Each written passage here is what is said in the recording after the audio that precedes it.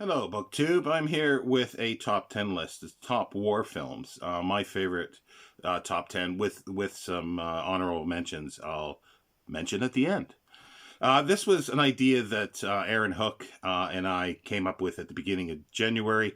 I procrastinated doing other things. He's done a wonderful, it's a very long film, but it's very, very thorough of his top 10. And he goes into detail about the films, the plot, and historical, how historically correct they were.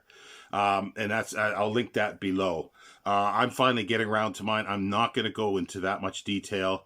I'll just give a few details about the film themselves. Now, the first one is Abel Gance's 1919 epic, well, the epic for the time, sort of, J'accuse. And this is the French box set, which is fabulous. It's got books in it. It's got a number of DVDs. The French really, really pull out the stops, usually, for box sets. Except sometimes they don't put English subtitles on the films or the extras especially. Let me just set that down on the floor so it doesn't drop. As I say, 1919. It runs almost 3 hours long. It's got two stories. Well, it follows the recruits into World War I, French recruits. So it's from the French point of view. There's a romance that's sort of parallel to the story. It goes all the way through the war. But there's a fabulous scene where the dead rise up that have died during the war and accuse the living, hence J'accuse. It's basically an anti-war film. It's written by Abel Gance. It is wonderful. The 3 hours just flow by. The 3 hours flew by every time I've watched it. Number two, also is a silent, is 1925's The Big Parade, directed by King Vidor, and it stars John Gilbert, Rene Adore, as you can see on the cover here of the DVD. I've got to get this in Blu-ray. Now, it was written by World War I veteran Lawrence Stallings. It's over 2.5 hours as well, but it's been considered one of the best depictions of World War I. It's quite realistic and brutal at times. And the cinematography is really good, and it's by John Arnold, who he won 2 Academy Awards for technical aspects later in life, but he also, shortly after this, in 1928, directed Victor Seastrom's The Wind, which is just fabulous with Lillian Gish. And but he was inventive for he invented gadgets to connect to the camera when needed, and he was also the president of the American Society of Cinematographers on a number of occasions, and like it just basically follows again a rich boy who enlists, follows him through training and war and the horrors of war. And there's some really good scenes where they're walking through a forest and the music goes along with it. And every time there's sort of the beat of the music, they fire, and it's just choreographed beautifully. Like, obviously not realistic of everything, but filmmakers can do things that if you just sometimes depict reality and what happened, it doesn't give the emotional impact that they were getting. And that's where this does, because it is quite an anti-war film. Now, the next one on my list, again, is a silent, and it is Abel Gance, again, Napoleon, 1927. Now, this, at the moment, runs in just over 5.5 hours, or give or take. Now, it was written by Abel Gance as well. The music currently is by Carl Davis. I've seen it twice at the Royal Festival Hall with live orchestra conducted by Carl Davis, and it is just wonderful. The cinematography in here is amazing. It's by Jules Kruger. They do a lot of things like cameras, like a lot of cutting. If people think that the Russians did cutting like montage, you've got to see the snowball fight when Napoleon was a little boy in this for rapid cutting. It is just mesmerizing. And also too, at the end, It's the only film that has polyvision, which is 3 screens. Like they had 3 cameras filming 3 different scenes, or sometimes the same scene, and at the end it would expand to these 3 screens. And when I saw it, it was like you have your normal huge, theatrical cinema screen, and then for these, the curtains widen up, and then there's the same size of screen on each side. And sometimes it's the same scene, like a wide screen, but sometimes it's depicting other things that are happening at the same time. And it's just it is wonderful, and with Carl Davis's music is just mesmerizing. And as I say, 5.5 hours go by. There is a break usually if you're seeing it live. But it's just, it is mesmerizing. And they are working on a new restoration, because it's been cut up and destroyed over the years. Kevin Braunlau spent 50 years piecing it together, and that's what this is based on, his restoration, this BFI release. But apparently, in France, they found more footage that could make it 7 or 8 hours long. I'm waiting for that, and I'm eager to sit and watch it for that length. I think I was going to sneeze there for a second. But as I say, it's been butchered. And Francis Ford Coppola is one of the worst for doing this. He talks about preservation, but he took the film, he took Kevin Braunlau's restoration, and in the United States says he owns it and no other version can be done. He re-edited, he cut out scenes, he mixed them up, and he put a god-awful soundtrack that was by his father.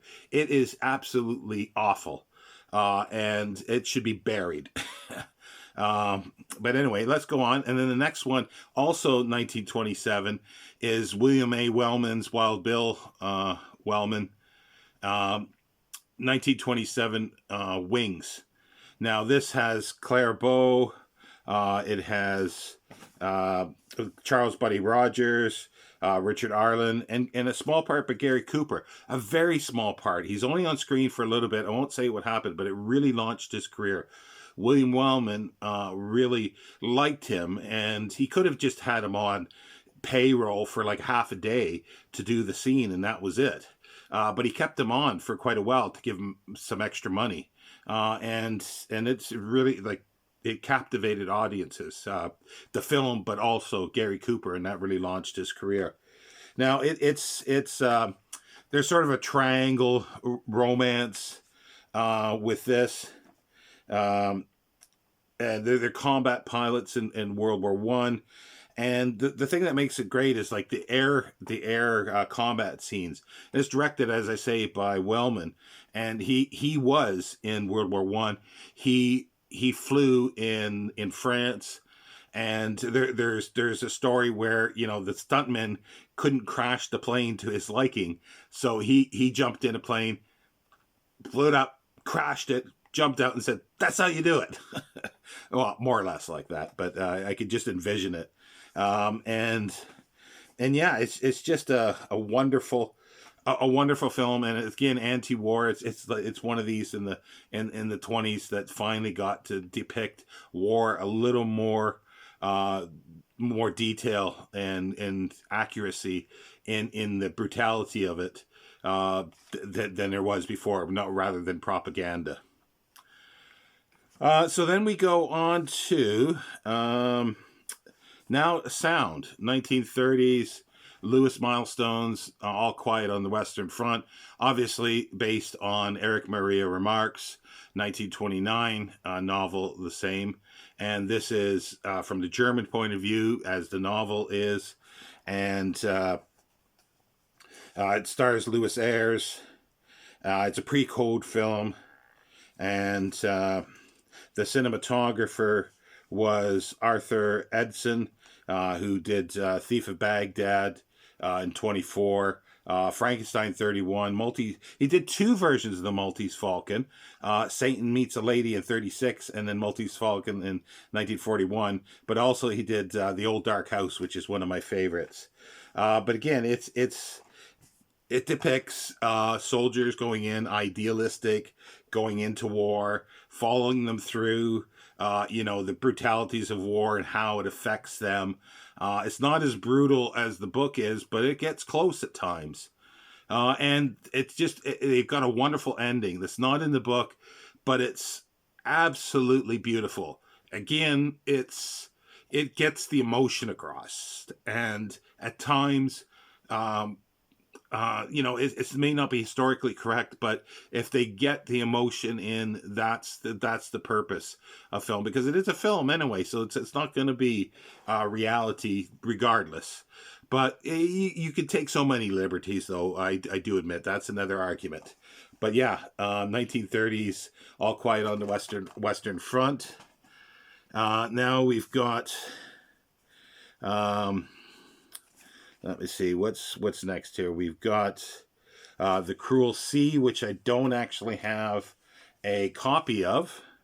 And that's directed by Charles Friend, starring Jack Hawkins, Donald Siddon, Denham Elliott, Stanley Baker. It's based on Nicholas Montserrat's 1951 novel. I believe this was on Aaron's list as well.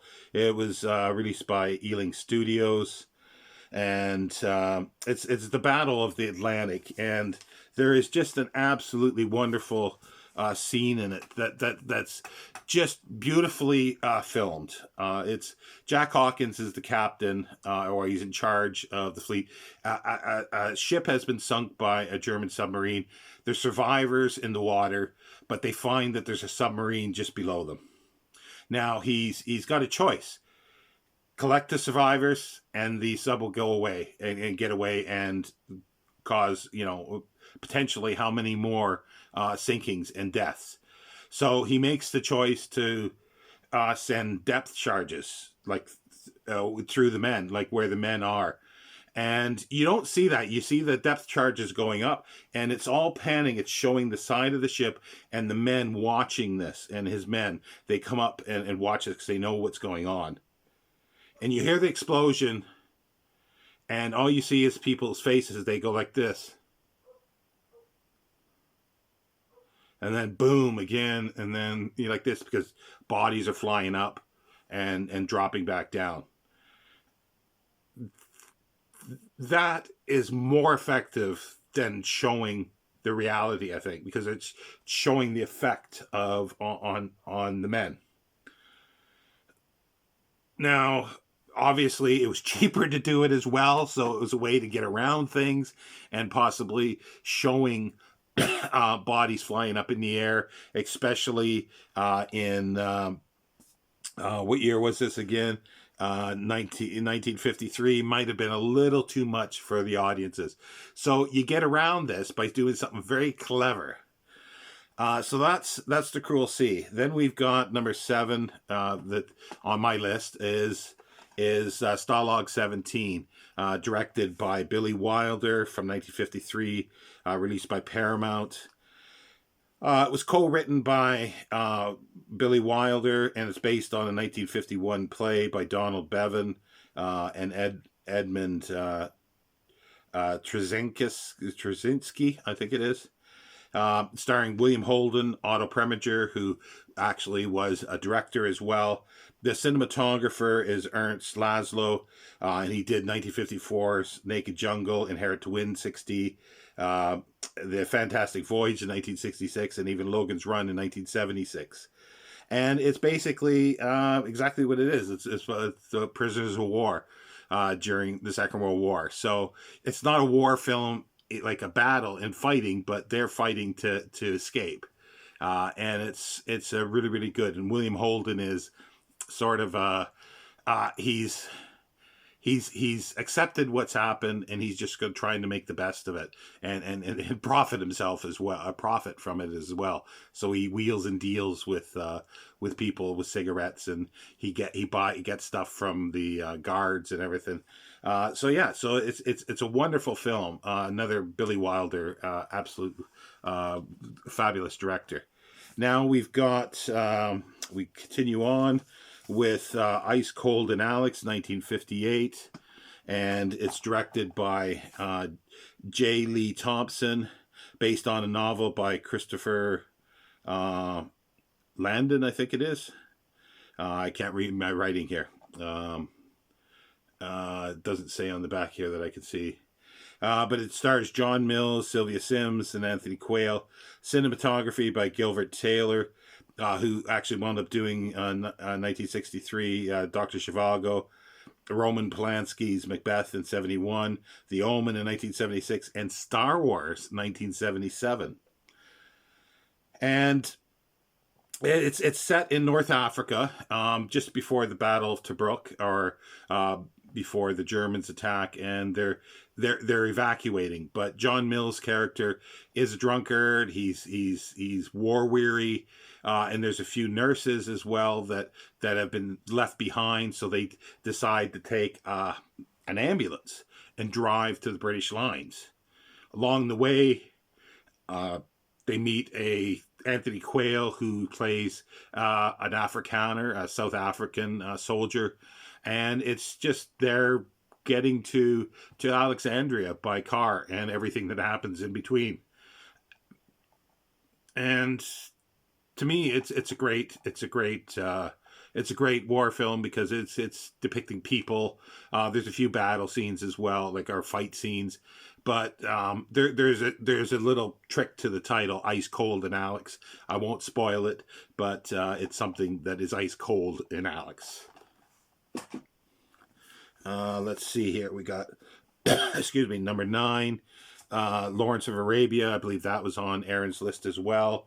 This is 1962 David Lean film, and it has a huge cast in it.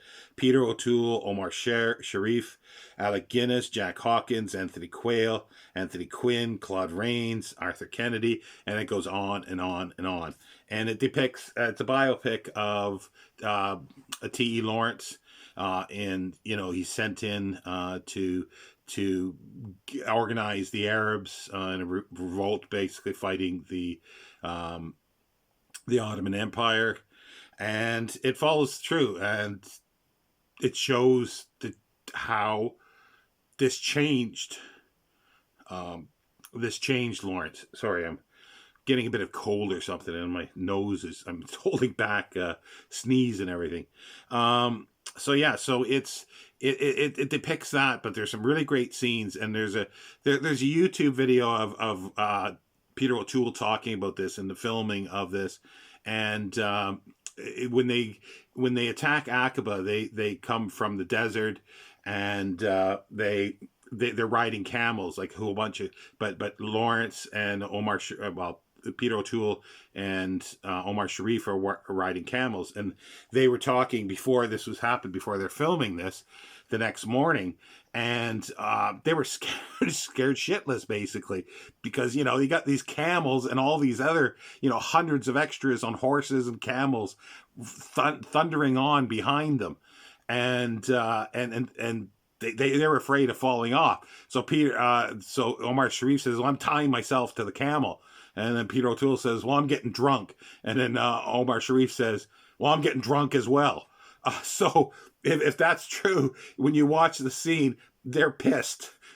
They're drunk riding into Aqaba. That's just fabulous. Another sort of personal sort of thing about this is that when I went to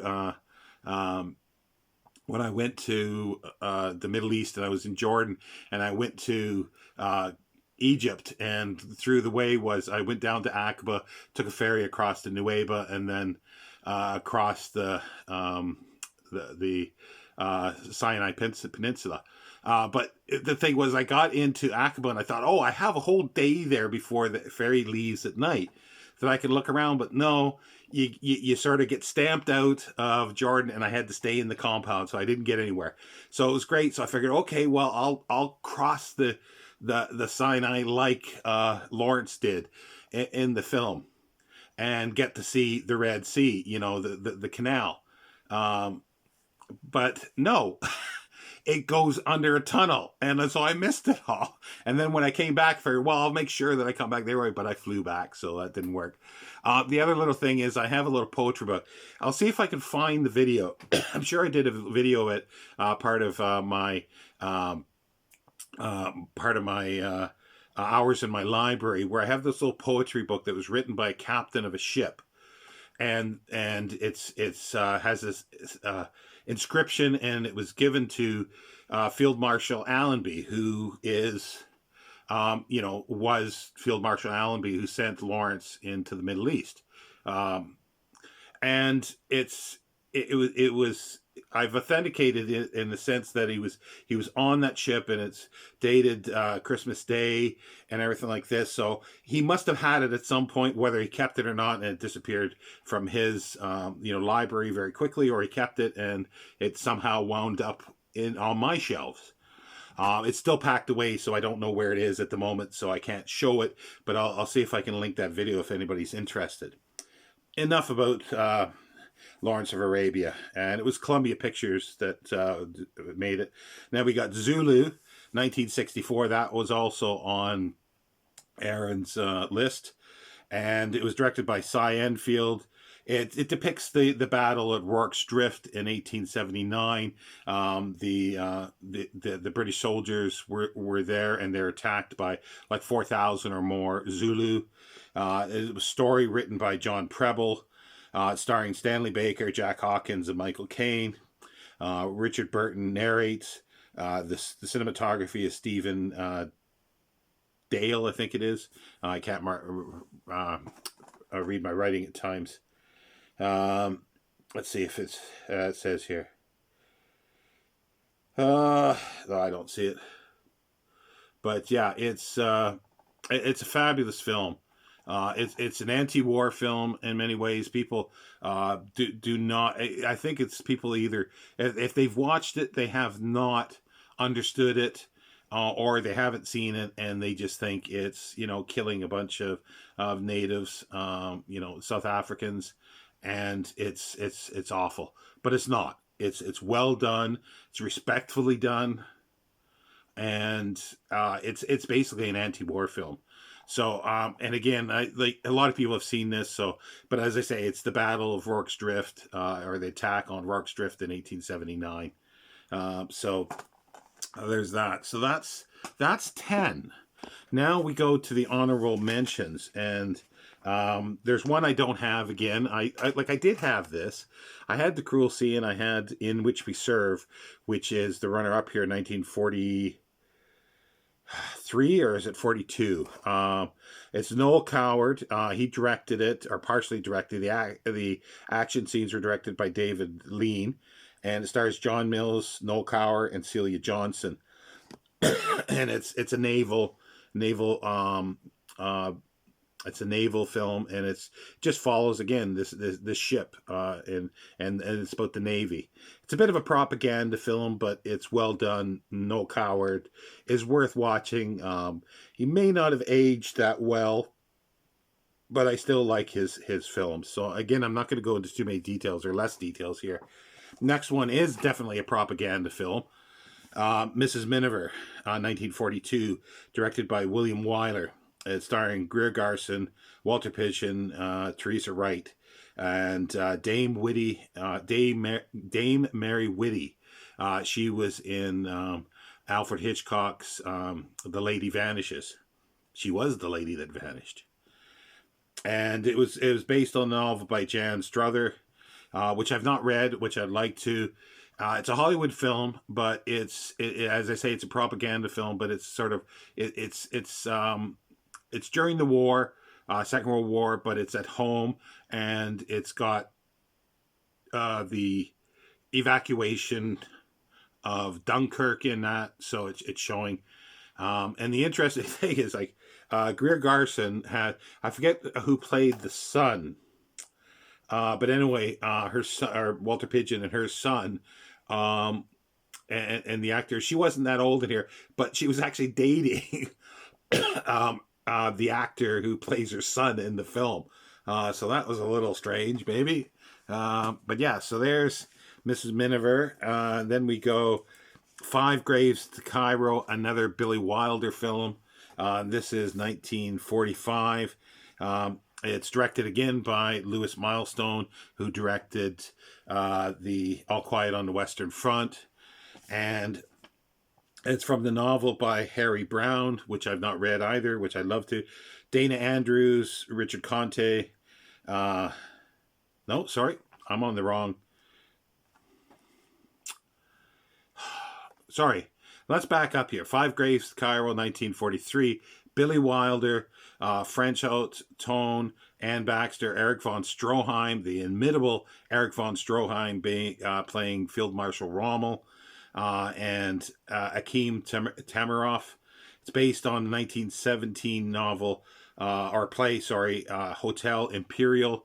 And actually in 1927, Eric von Stroheim did a silent.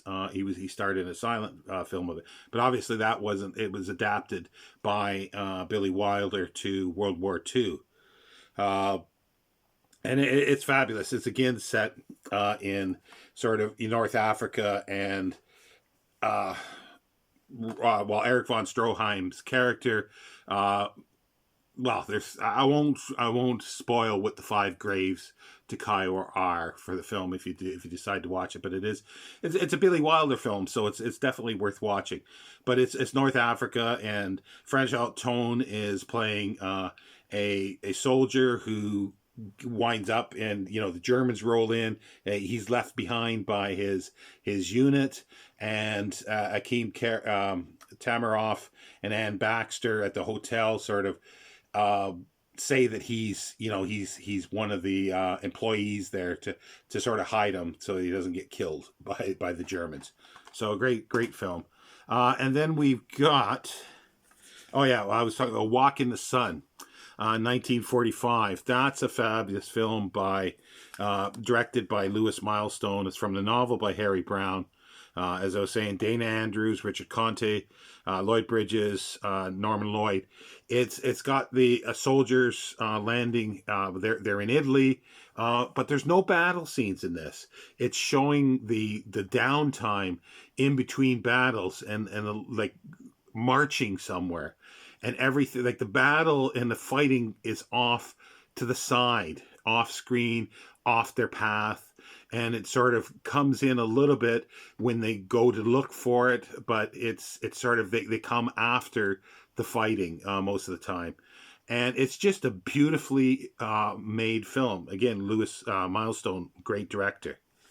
Now we go to Colditz, and that was 1955. Well, the Colditz story, directed by Guy Hamilton, John Mills, fabulous Eric Portman, and Lionel Jeffries is fabulous as well. Based on a novel by Pat Reed. Just a fabulous film about the Colditz prison. Not that perfectly historically correct, but it was a fun watch. And John Mills was in so many films that John Mills won the British World War II. That's for sure. Just as I guess John Wayne won the American World War II. And then the last one here, which I guess I'm calling it a war film anyway, is The Sand Pebbles. It's directed by Robert Wise, who directed the Day the Earth Stood Still and Star Trek: The Motion Picture. It's on the Yangtze. It's about a Yangtze River gunboat in the 1920s China, mostly to do with Steve McQueen's character. He's a machinist in the engine, and Candice Bergen's on there. Richard Crenna is the captain, and they go to try it's a bit of a rogue trip, but they try to save some other men. It's a long time since I've seen it, but it is a fabulous film. I would just I'd love to have this at a bigger package with more extras and a Blu-ray, a new restoration of it. And the same as the other ones that have in DVD, Colditz and so forth. But anyway, there's my top 10. That's 30 minutes. So yeah, there's so many more that I could put on. There's so many that I really like. But those really are, I think, the top 10 for me. Give or take a few that could sort of come in and go. But yeah, and I'll leave the link to Aaron's video down below. And thank you, BookTube.